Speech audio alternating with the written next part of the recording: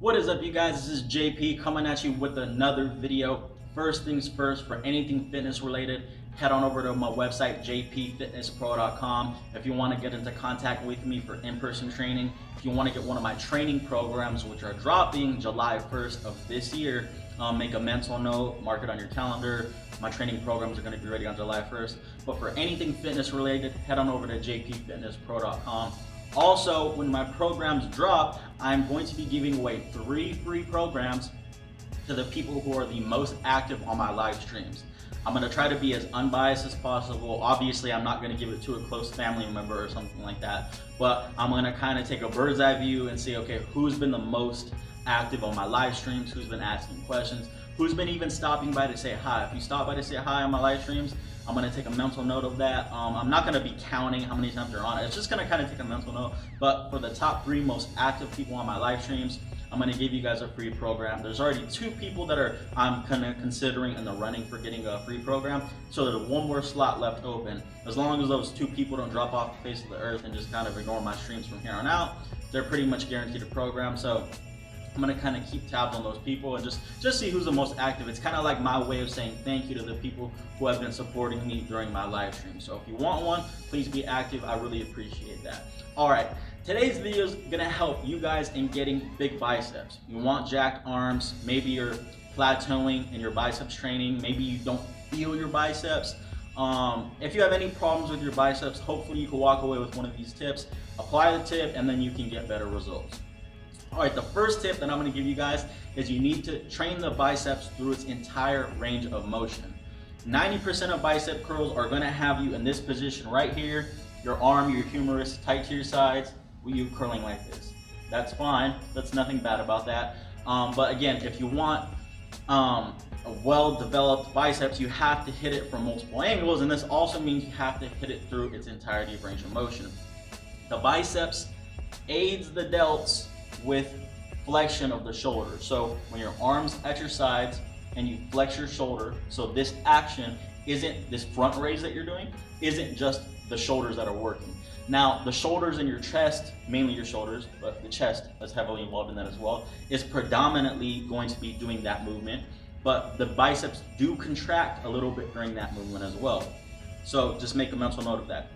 So you want to train the biceps in this position like normal, like most people do, but you also want to train the biceps when your shoulder is in this flexed position. So you want to do curls in this position.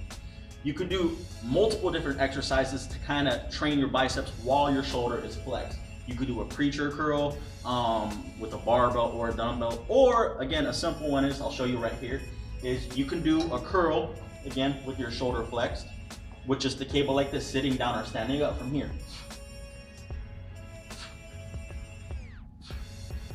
One simple way to remember this is just make a 90-degree angle with your body and your arm. So if you're right here and I'm curling, you want a 90-degree angle roughly with your body and your arm. So wherever you're doing the curl, it could be a hanging with your chest on an incline bench, hanging with a dumbbell curl, on a preacher curl, elevated arm cable curl just like this. Regardless of how you do it, you want your arm have to have a 90-degree angle with your body. That's going to ensure your shoulders in a flexed position because, like I said earlier, to make a mental note, is that because your bicep aids your shoulder in shoulder flexion, it contracts a little bit. Your bicep also contracts when you flex the arm, so it's contracting when you're flexing the shoulder, it's contracting when you're flexing the arm. It's really making sure that you're getting the biceps in a fully contracted state.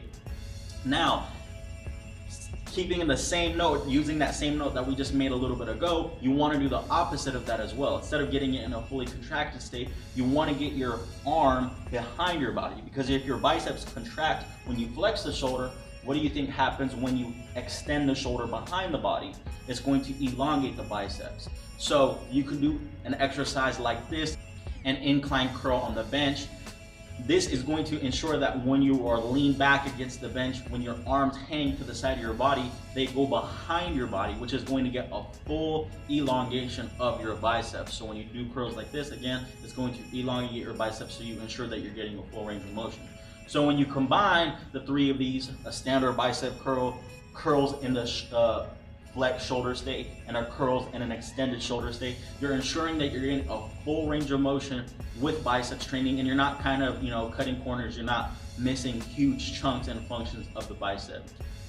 All right, my second tip for you guys to get really good biceps is for you guys to not ignore heavy training. I usually see people in two camps here. People usually do really slow tempo, lightweight training like bodybuilders do. They say it's all about the squeeze and it's a mind-muscle connection, and they're sitting there doing curls like this. They're squeezing, they go slow, they're squeezing, and that's all about execution for them, and they're just going super slow. And I'm not saying that this is bad. That's a great way to train the biceps. You're ensuring you're targeting them. You're not recruiting other musculature to assist most of the time. That's a good way to train the biceps. But you have to remember is that I did a video on this. I'm not going to go too much. That strength has an effect on hypertrophy and hypertrophy on strength. So strength affects hypertrophy and vice versa. When you get stronger, think of your strength like a ceiling. When your ceiling goes up because you gain more strength, it gets higher and higher and higher. Half of that ceiling, or 60% of that ceiling, is going to be greater. So if you're, let's just say your 1 rep max on a barbell curl is 80 pounds. That's your 1 rep max. 60% of 80 pounds is obviously less than 60% of 135 pounds. So 60% of your 1 rep max might be a weight that a bodybuilder uses for those really slow concentrated curls. That's roughly a weight that they'd be using. So if you're 60% of 80s right here and your 60% of 135 is up here, and both of these are weights that you would use for those slow bodybuilder curls, think about it. If you focus on heavy training and some of your training on heavy barbell curls, heavy training for your biceps, you can use more weight on those bodybuilder type, slower tempo, mind to muscle connection type movements. And we all know, which I've said 100 times before, is that when implemented intelligently, when your volume goes up intelligently over your training career, you are going to get better gains. Hypertrophy, you're gonna have more hypertrophy. So again, don't ignore heavy training in favor of those kind of very slow tempo bodybuilder type movements. Now I'm not dogging those are a great way to train, but you want both. And again, I'm not saying when you go heavy either that you sling in so much momentum that you're not using any biceps work. You want to implement the heavy training intelligently.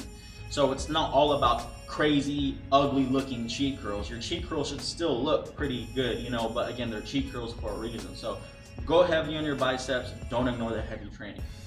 All right, my last tip for you guys is to implement isometric exercises for your biceps. So most exercises, again, you're not implementing isometrics. You're not taking any time to just stop and squeeze your biceps.